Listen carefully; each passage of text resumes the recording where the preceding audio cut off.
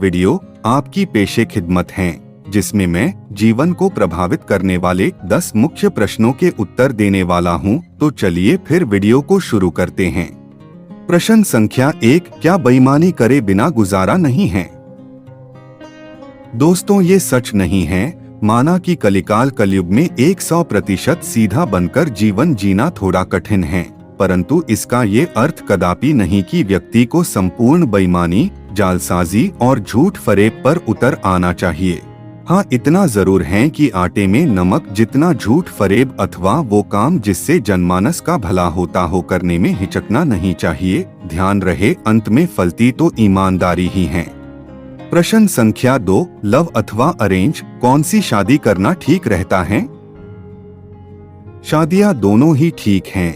महत्वपूर्ण प्रश्न ये है कि आप दोनों में से किस रिश्ते को खूबसूरती और ईमानदारी से निभाते हैं।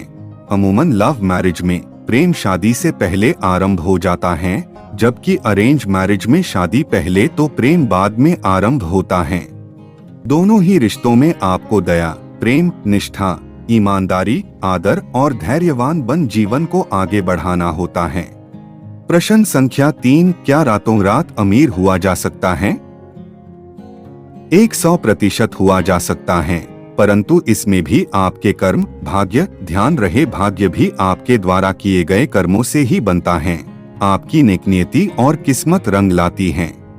दर्जनों लोग लॉटरी, सट्टा और विभिन्न माध्यमों से रातों रात अमीर होते देखे गए हैं, परंतु वह अमीर बने हैं ये तो पता लग जाता है, परंतु उनकी यह अमीरी कितने दिन तक टिकती है, साधारणतः इसकी जानकारी उपलब्ध नहीं रहती। यानी जैसे तो जल्दी जल्दी अमीर होते हैं, वैसे ही वो पैसों को बर्बाद कर पुनः गरीब भी हो जाते हैं।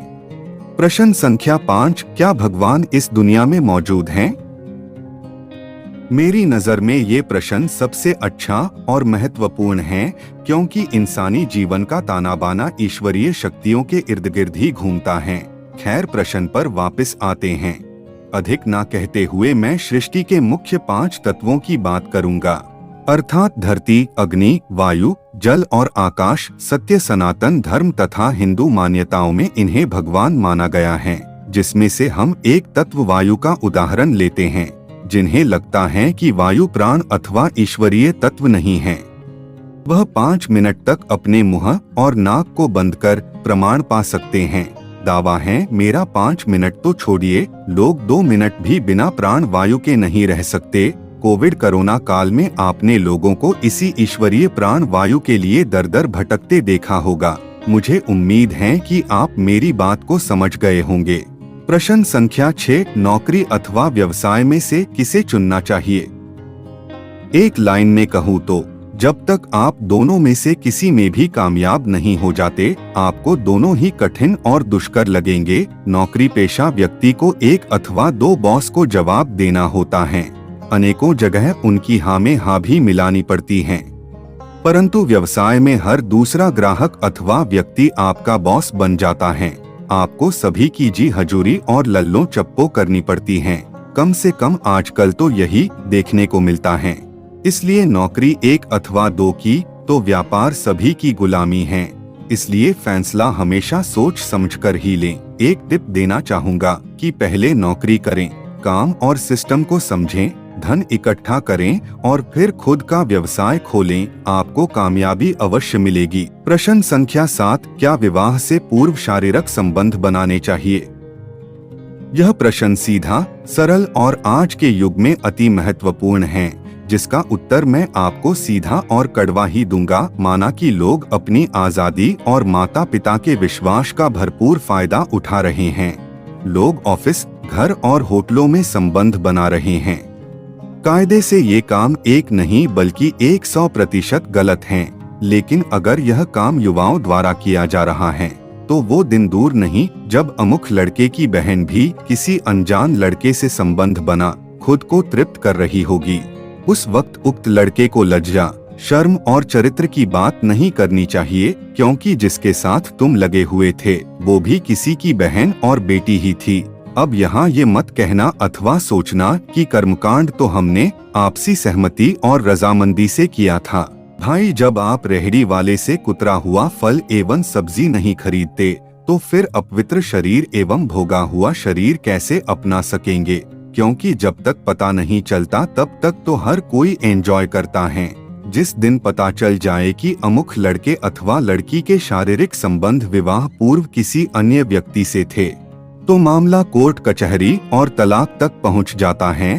कुछ लोग विवाह के बाद भी अपनी साली, पड़ोसन, सहकर्मी अथवा सो कॉल्ड एक्स गर्लफ्रेंड के साथ हम बिस्तर होने को अपनी शान समझते हैं, परंतु जिस दिन अपनी पत्नी किसी के संग फोन पर बात करती दिख जाती है, वही लोग घर में तूफान और तांडव मचा देते हैं। मैं ये भी मानता हूँ कि कानून और नियमों के तहत सभी को अपना जीवन और सुख साझा करने का अधिकार है, परंतु सुख को इस तरह से साझा करना हमारे देश, धर्म और मानवता को शर्मसार करता है।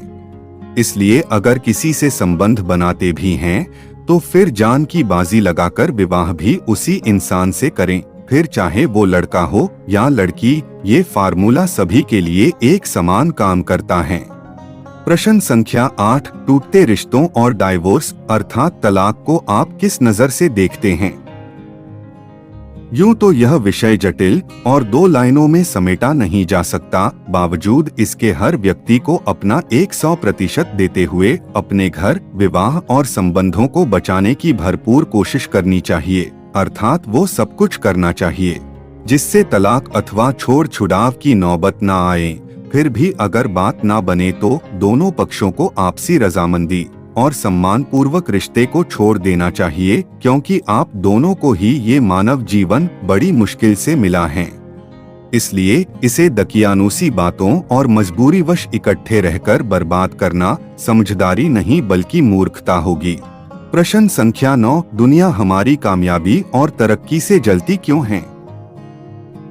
जो आपकी रीस अर्थात बराबरी नहीं कर पाते वह लोग, फिर चाहे वो रिश्तेदार, पड़ोसी, दोस्त अथवा सहकर्मी क्यों ना हो, अक्सर आपसे जलने लगते हैं। जीवन में कामयाबी के लिए हमें ऐसे लोगों पर ध्यान नहीं देना चाहिए। हमें अपने कर्म और कार्य में लगातार दिन रात लगे रहना चाहिए, क्योंकि आप जितना ऊपर उठते जाएंगे उतना ही आप ऐसे लोगों से दूर और उनकी पहुंच के बाहर होते जाएंगे, क्योंकि जब वह आपकी बराबरी और रीस कर नहीं पाएंगे तो वही कहावत लागू होगी कि अंगूर खट्टे हैं। अब आ रहा है इस वीडियो का अंतिम और प्रश्न संख्या 10, मेरा बच्चा, मेरी पत्नी और मेरे कर्मचारी मेरी बात नहीं मानते, मैं क्या करूं?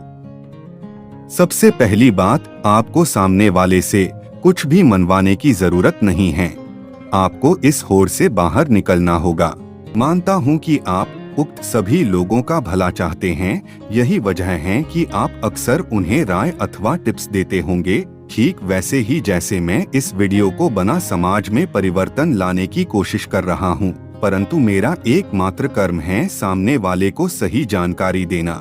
अब वो उसे माने अथवा नहीं माने, ये माथा पच्ची करना मेरा काम नहीं है, क्योंकि मैं घोड़े को खींचकर तालाब तक तो ले जा सकता हूँ, परंतु चाहकर भी उसकी गर्दन डुबो उसे पानी नहीं पिला सकता, क्योंकि ऐसा करने से घोड़ा मर जाएगा। यही वजह है कि भलाई करते करते हमारे रिश्ते भी खत्म अथवा समाप्त होने लगते हैं।